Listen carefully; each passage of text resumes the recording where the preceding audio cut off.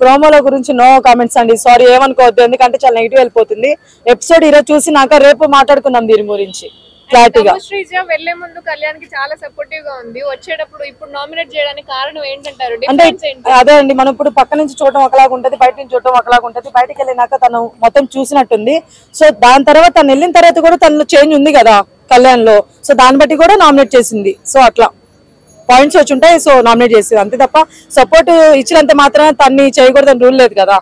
So అంటే ఇంకో విషయం మీకు ఇంకోటి అర్థం కావట్లేదు, శెట్టి గారు సంజనాన్ని నామినేట్ చేశారు తక్కువ క్యాప్టెన్సీ అన్నందుకు, అంతేనా?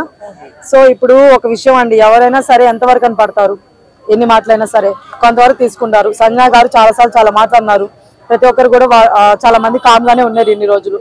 ఇంకా కూడా ఇదే రిపీటెడ్ గా ఉంటే సో ఆ మనిషి తెలుసుకోవాలి కదా, తను తప్పని తను తెలుసుకోవాలి కాబట్టి చెప్పడంలో తప్పలేదని చెప్పేసి ఆయన చేస్తున్నారు అనమాట. సో ఆయన ఎప్పుడు కూడా రాంగ్ నామినేషన్స్ చేయలేదు, సో ఎప్పుడు కూడా కరెక్ట్ గానే చేస్తుంటాను నేను అనుకుంటున్నాను. ఈసారి ఎవరు బయటకు వెళ్ళిపోతారు అనుకుంటున్నారు? ఈ వీక్ ఇంకా అవ్వలేదండి, చూద్దాం. కొంతమంది పేర్లు వచ్చాయి బయటకి, బట్ ఎక్స్ట్రా మళ్ళీ గౌరవ్ నేమ్ కూడా యాడ్ అయింది అనమాట. ఫస్ట్ వచ్చిన నేమ్స్ లో అయితే మాత్రం నేను రాము అని అనుకున్నాను, ఎందుకంటే మిగతా వాళ్ళందరూ చాలా టఫ్ ఇస్తారు ఫైట్. బట్ ఇప్పుడు మళ్ళీ సెకండ్ మళ్ళీ ఏంటంటే అప్డేట్ మనకి గౌరవ్ గారు కూడా వచ్చున్నారు. సో గౌరవ్ గారు బయట నుంచి వచ్చారు కాబట్టి ఆల్మోస్ట్ ఎక్కువ సపోర్ట్ ఉన్నదేమో, మన వాళ్ళు చేయరేమో అని నేను అనుకుంటున్నాను. సో అతను వెళ్ళిపోవచ్చేమో అనుకుంటున్నాను, బట్ చూద్దాం. ఈ రోజు చూసిన తర్వాత రేపు మళ్ళీ దీని గురించి మాట్లాడదాం, ఎవరు వెళ్ళిపోతారు ఏంటనేది క్లారిటీ.